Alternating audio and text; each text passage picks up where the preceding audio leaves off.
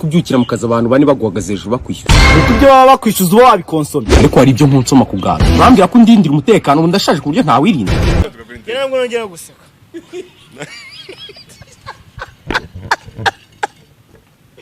izina ry'Imana yewe ntabwo nongera guseka yani nongera guseka mfize isaha manager ubwo yatangiye kurakara ngo ubwo manager byatangiye ubwo nkubise rwose dasira wa kintu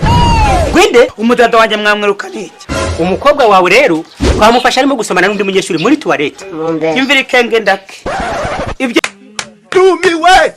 wasinze mu gitondo and suppose that it is interesting for me in other show him tumiwe nuko basi turaza guca hahandi nyine kwaje ariko ikisi cyaje ku murenge cyarunyweye reka nzamamagare so sha giti icyo ni cya gisambo cy'ibyahe yo kwa Gaheza uyu mubyibuho n'uwihene sinibyo gusa ahubwo gitobora n'amazu yanzeho kwa Skytus cyo cyayitoboye arambeshye ntago ari njye wayitoboye nuko arambeshye giti no mushiki we niyoroshye kuko muri uyu mudugudu nta mukobwa ucyanika ikarito ndumiwe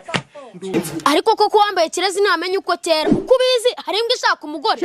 ko natuvuga kabye ngusabye abantu bigezaho ujya kumwita imbwa nyabakangaza ngo mutahe nyabakangaza ngo mutahe nanjye uzamunsurise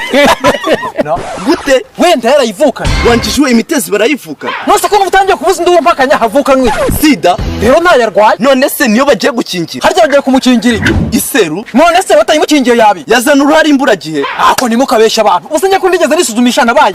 sawa rero n'abanka tuko batafite imyaka 9 ntuzavuge